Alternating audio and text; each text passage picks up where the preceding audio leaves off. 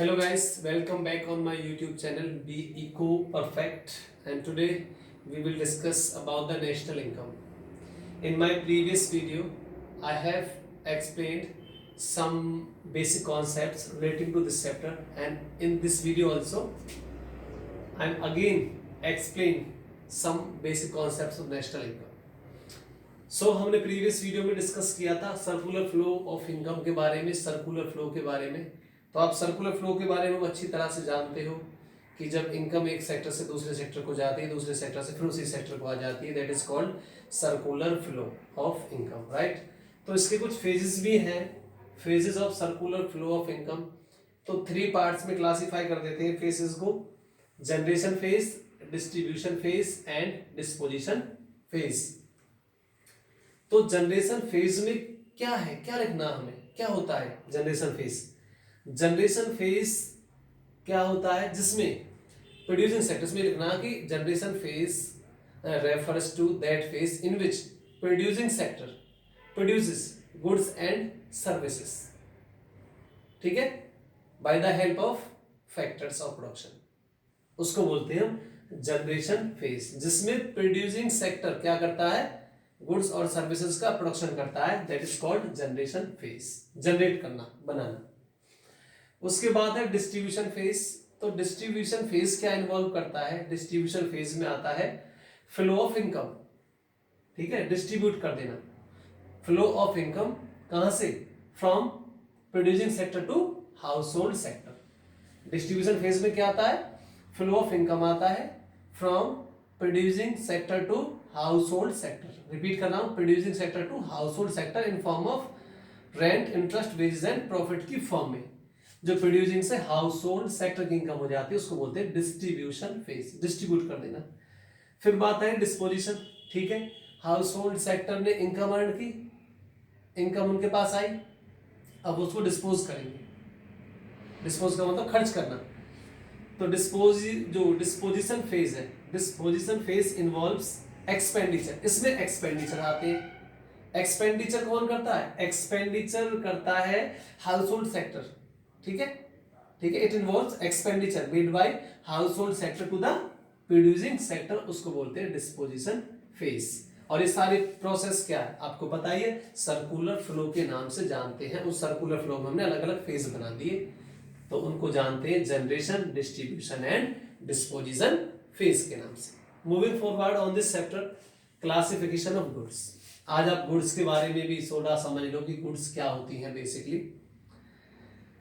तो इन गुड्स को हम वैसे देखो, कुछ तो ऐसी गुड देखी है आपने जिनको आप डायरेक्टली यूज नहीं कर सकते। फॉर एग्जाम्पल, कपड़े लेके आए आप, फैब्रिक, फैब्रिक की बात कर रहा हूं मैं, मैंने ये नहीं कहा शर्ट लेके आए, मैं कह रहा हूं फैब्रिक लेके आए, अनस्टिच क्लोथ लेके आए, बिना सिला हुआ कपड़ा। क्या उसको आप डायरेक्ट यूज कर लेते हो कि वो लेके आए और ऐसे लपेट लिया? ऐसे तो कोई नहीं करता, नोबडी यूजेस, ठीक है। उसमें कुछ ना कुछ वैल्यू ऐड करनी पड़ती है, उसमें कुछ ना कुछ हमें क्रिएटिविटी दिखानी होती है, बटन लगाए, कटिंग की, ये किया, सिलाई की, तब फाइनली हम उसको यूज कर रहे हैं, राइट। कुछ गुड्स ऐसी हैं जिनको जैसे लेके आते हैं ऐसे यूज कर लेते हैं। जूते लेके आए आप, शूज, तो शूज को तो पहन ही लेंगे, ये थोड़े भी शूज को पहले लेके आएंगे फिर उनको बॉयल करेंगे तब यूज करेंगे। हाँ, बॉयल से ध्यान आया, पोटैटो लेके आए, वेजिटेबल लेके आए, तो डायरेक्ट तो उनको यूज नहीं करते कि हाँ भैया आज वैसे ही काट काट के कच्ची रख दो, खाने में खा लेंगे, ऐसा तो कोई नहीं करता। उनको पहले बॉईल करते हैं, उनको बनाया जाता है। इसका मतलब देखो, होने को तो वो भी गुड और शूज भी गुड। अब वेजिटेबल को तो यूज नहीं किया जा सकता डायरेक्ट, शूज को डायरेक्ट पहन लेते हैं आते, दोनों गुड है, तो कुछ ना कुछ तो डिफरेंस है इसका मतलब। तो बेसिकली ऐसे ही इनके यूज के ऊपर, बेसिकली गुड्स का यूज क्या है, थोड़ा टाइम लगेगा यूज करने में, बिल्कुल डायरेक्ट जाके कर लेंगे क्या है। तो इस तरीके से हम गुड्स का क्लासिफिकेशन करते हैं as final good, intermediate, consumer and capital goods. तो एक एक करके इनको एक्सप्लेन करेंगे, डिस्कस करेंगे। फाइनल गुड की बात करते हैं पहले, फाइनल गुड्स कौन सी है?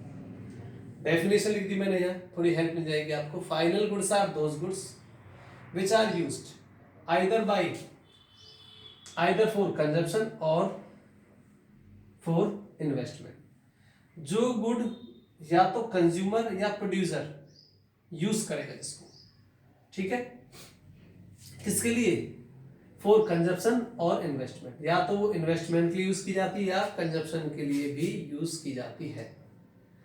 No value is to be added, अधूरी डेफिनेशन है but I am here to explain to make it complete. Final goods वो गुड्स होती है जिसमें कोई वैल्यू एडिशन नहीं होता, जैसे उसको हम लेके आए हैं उसका ऐसे ही मतलब उसको यूज करेंगे, उसको बोलते हैं final good. Final good producer भी यूज कर सकता है और फाइनल गुड को कंज्यूमर भी यूज कर सकता है। अब एग्जांपल, जैसे मशीनरी की बात करते हैं हम, मशीनरी है कोई, तो मशीनरी फाइनली तो होती है जो बड़ी बड़ी मशीन आती हैं प्रोडक्शन की, कौन यूज करता है, प्रोड्यूसर यूज करता है, इसलिए बोल दिया कि ये तो इन्वेस्टमेंट के लिए यूज की जाएगी। और कपड़े लेके आए, जूते लेके आए, शूज लेके आए, चॉकलेट लेके आए, ठीक है, घर में और खाने के लिए लेके आए, उनको कौन यूज करता है, कंज्यूमर, यानी कंजप्शन के लिए करता है वो भी फाइनल, उसमें कोई वैल्यू ऐड नहीं की जानी है, ठीक है। तो फाइनल गुड को डिफाइन किया जाता है, final goods are those goods which have crossed the boundary line of production and in which no value is to be added। वो बाउंड्री लाइन को मतलब कि जो बाउंड्री लाइन होती है प्रोडक्शन की उसको क्रॉस की हुई होती है और उनमें कोई वैल्यू एडिशन नहीं होता है, ठीक है, उनको बोलते हैं क्या, फाइनल गुड। फाइनल गुड कैसी हो सकती है, फाइनल गुड कंज्यूमर गुड भी हो सकती है, फाइनल गुड प्रोड्यूसर गुड्स भी हो सकती है, मतलब कंजप्शन के लिए भी और इन्वेस्टमेंट के लिए। यहाँ से लिटिल बिट कंफ्यूजन होगी पर जब दोनों को समझ लोगे तब डेफिनेटली क्लियर हो जाएगा। सेकंड है हमारे इंटरमीडिएट गुड्स। इंटरमीडिएट गुड्स उसको बोलते हैं जो अभी प्रोडक्शन बाउंड्री लाइन के अंदर है या जिसमें अभी कुछ और वैल्यू ऐड की जानी है, ठीक है, जो अभी डायरेक्ट यूज के लिए नहीं है उसको बोलते हैं इंटरमीडिएट गुड। एक बार तो इसकी डेफिनेशन के अकॉर्डिंग देख लेते हैं, are those goods which are used either for resale और for further production in the same year. या तो रीसेल के लिए हम गुड्स को लेके आ रहे हैं या उसको फर्दर प्रोडक्शन में यूज किया जाएगा सेम ईयर, उसको बोलते हैं इंटरमीडिएट गुड्स। क्या बोलते हैं उसको, इंटरमीडिएट गुड्स। और इंटरमीडिएट जो गुड्स हैं are used only by the producer, क्योंकि जब आप रीसेल के लिए कर रहे हो या प्रोडक्शन के लिए तब आप कंज्यूमर नहीं हो, तब आप उसको कंजप्शन के लिए नहीं लेके आ रहे, आप किसके लिए लेके आ रहे हैं हमसे, फर्दर प्रोडक्शन के लिए, तब आप डेफिनेटली क्या हो, प्रोड्यूसर हो। तो intermediate goods are used by the producer, ये तो पक्का है। फाइनल तो ऐसी गुड है जिसको प्रोड्यूसर भी यूज करता है और कंज्यूमर भी, but intermediate will only be used by the producer, इसको प्रोड्यूसर ही यूज करेगा। इंटरमीडिएट का एग्जांपल क्या है, इंटरमीडिएट का एग्जांपल जैसे रॉ मटेरियल। अब रॉ मटेरियल में तो बहुत सारी चीज होती है, खैर आपको पता है जब हम बोलते हैं भी रॉ मटेरियल परचेज किया फर्म ने तो इंटरमीडिएट ही तो है, उस रॉ मटेरियल को ही फर्म क्या करती है, दूसरी गुड्स में कन्वर्ट करती है, फाइनल बनाती है उसे, ठीक है। तो ये क्या रॉ मटेरियल किसका एग्जांपल हो गया, एक इंटरमीडिएट गुड का एग्जांपल है। बट बात रॉ मटेरियल की नहीं है, रॉ मटेरियल में तो बहुत सारी चीज होती है, अब इनको हम किस तरीके से डिफाइन करेंगे, किस तरीके से इनमें डिफरेंस होगा, इसको और अधिक क्लियर करने के लिए मैं बहुत सारी गुड्स का एग्जांपल यहाँ पे नेम लिख देता हूं, पेन, मिल्क, शू का तो बता दिया, शूज, मशीनरी, ठीक है, चौक एंड डस्टर, कोल एटसेट्रा, और इनसे आप समझ जाओगे, सारी एग्जांपल आ जाएगा। अब हमें इन गुड्स में से आइडेंटिफाई करना है, क्लासिफाई करना है कि कौन सी गुड्स फाइनल है कौन सी इंटरमीडिएट, ठीक है। मैं फिर रिपीट कर रहा हूं, फाइनल गुड्स तो वो गुड्स होती है जिसमें कोई वैल्यू एडिशन नहीं होता, यानी वो फाइनल रेडी है वो यूज के लिए, चाहे उसे कंज्यूमर यूज करे या प्रोड्यूसर। इंटरमीडिएट गुड्स वो होती है जिसमें अभी कुछ ना कुछ और वैल्यू ऐड की जानी है, कुछ ना कुछ उसमें अभी और वैल्यू ऐड की जानी है, कौन करेगा, वैल्यू ऐड करने वाले को तो हम प्रोड्यूसर ही बोलते हैं, कंज्यूमर थोड़ा नहीं होता, कंज्यूमर तो हुआ अगर हमने यूज कर ली। देखो पेन है, अब पेन वैसे तो यार फाइनली होता, पेन हम बोलते हैं उसको है जो इंडस्ट्री से आ जाता है और जो हमारे यूज के लिए बिल्कुल रेडी है, रेडी फॉर यूज है। बट इसमें भी कंडीशन है, ये पेन फाइनल भी हो सकता है और इंटरमीडिएट भी। अगर पेन को स्टूडेंट यूज करता है, आप लोग यूज करते हो एग्जाम देने के लिए, अपना काम करने के लिए, तब तो पेन क्या है, फाइनल गुड है। बट अगर इस पेन को स्टेशनरी वाला परचेज करता है, if pen is purchased by a stationery shop, अब स्टेशनरी शॉप वाला क्या करेगा, ये थोड़ा नहीं पेन को जितने मिलेगा उतने में बिक देता, नहीं, वो तो कम में लेके आता, थोड़ा ज्यादा बिकता, इसका मतलब उसने वैल्यू एड कर दी, उसमें 4 रुपए से 5 रुपए में कर दिया वो, तो वैल्यू एडिशन हुआ। और वैसे भी डेफिनेशन में लिखा है रीसेल, अगर रीसेल के लिए आपने परचेज किया तो वो क्या हो जाएगी, वो इंटरमीडिएट। तो अगर पेन रीसेल के लिए स्टेशनरी शॉप के द्वारा या कोई भी फर्म है जो पेन को आगे और सेल करेगी, तो उसको बोलते हैं इंटरमीडिएट को। तो ये भी एक और चीज सामने आई इन एग्जांपल से कि एक ही गुड इंटरमीडिएट भी हो सकती है और फाइनल भी हो सकती है, depending on the user of that good. Depend करता है उसका फाइनल यूजर कौन है, राइट। आगे बढ़ते हैं, मिल्क का भी यही एग्जांपल है, ये भी ऐसा प्रोडक्ट है। क्योंकि मिल्क को अगर फैमिली यूज करे, आप एक घर यूज करें इसको चाय बनाने के लिए, डायरेक्ट कंज्यूम करने के लिए, तब तो फाइनल गुड है। बट अगर मिल्क को एक रेहड़ी वाला परचेज करे जो चाय बना के सेल करता है, जो इस मिल्क से चाय बनाएगा और चाय को बेचेगा, तो उसने तो ऐड कर दी इसकी वैल्यू, लिया 50 रुपए किलो, 1 किलो, उस 1 किलो से उसने चाय बनाई कम से कम 2-3 किलो पानी मिला के और शुगर ऐड करके, तो ये तो नहीं 50 रुपए का दूध 50 रुपए की चाय नहीं, 50 से वो 150 200 रुपए की चाय सेल करेगा, तो उसने मिल्क की वैल्यू में ऐड कर दिया, ठीक है, उस मिल्क को और किसी में कन्वर्ट करके उसकी वैल्यू में ऐड कर दिया, तो क्या कहलाएगी, मिल्क इंटरमीडिएट गुड्स कहलाएगी रेहड़ी वालों के लिए। और अगर एक फैमिली अपने डायरेक्ट यूज के लिए मिल्क को परचेज करती है, तब क्या है, मिल्क फाइनल गुड है। शूज एग्जैक्टली उसी तरीके से ही, अगर एक शोरूम वाला शॉप वाला परचेज करता है फर्म से, तो इंटरमीडिएट, अगर आप लोग परचेज करते हो अपने पहनने के लिए, तो फाइनल, राइट। मशीनरी, मशीनरी क्या है, चाहे इसे कंज्यूमर यूज करे और चाहे इसे प्रोड्यूसर यूज करे, फाइनल गुड है। अब आप कहोगे फाइनल कैसे, इसमें फर्क है। देखो, मशीनरी जो हम प्रोडक्शन के लिए यूज करते हैं, तो फर्म क्या करेगी, फर्म उसमें कुछ वैसे नहीं, तो फर्म उसको रीसेल करेगी, क्योंकि फर्म ने वो प्रोडक्शन के लिए ली है, वो रीसेल के लिए थोड़ी नहीं है।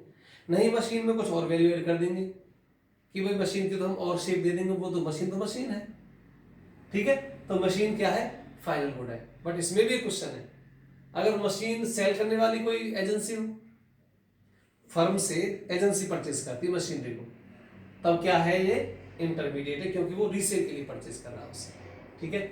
चौक एंड डस्टर, इसमें ये तो मैंने केवल लिख दिया इधर, ये ऐसे हेडिंग आती है जैसे chalk and duster purchase by a school, अब बताओ क्या, coal use by a firm, ऐसे आता है। मैंने तो नॉर्मल यहाँ पे कुछ गुड्स का नेम लिख दिया, ये क्लासिफाई करने के लिए कौन सी फाइनल है कौन सी इंटरमीडिएट है, ठीक है। बेसिकली पूरी हेडिंग होगी, जैसे chalk and duster used by a school, अब बताओ, chalk and duster used by a school, एक school chalk and duster use करता है, तो स्कूल के लिए क्या कहलाएंगे, ये फाइनल गुड है, इंटरमीडिएट है। अब लगाओ दिमाग, वैसे देखें तो यार चौक को तो डायरेक्ट ऐसे यूज कर लेते हैं, डस्टर को भी ऐसे थोड़ी नहीं कि डस्टर से कुछ और बनाएंगे, हवाई जहाज बना देंगे, ऐसा तो नहीं है, डस्टर तो डस्टर तरह यूज किया जाता है। बट चौक एंड डस्टर ऐसी चीज है जो सेम ईयर में यूज कर ली जाती है। देखो, अब बिल्कुल बहुत अच्छा एग्जांपल, एक तरफ तो हम चेयर की बात करें, चेयर्स होती हैं, बेंच होती हैं, ठीक है, बेंचेस है, स्कूल ये परचेज करता है। अब बताओ बेंचेस कैसी गुड है और चौक एंड डस्टर किस तरह की गुड है, ये तो है final good. Chair purchase by school, bench purchase by school, final good है, और ये हमारी इंटरमीडिएट गुड है। ऐसा क्यों यार, वैसे देखें उस पॉइंट ऑफ व्यू से कि ये भी वैसे तो इसमें भी कोई चेंज नहीं किया हमने, और इसमें भी इनको डायरेक्ट यूज कर लेते हैं, बट डेफिनेशन में एक और चीज लिखी है, further production in the same year, ये सेम ईयर में कंज्यूम हो जाती हैं।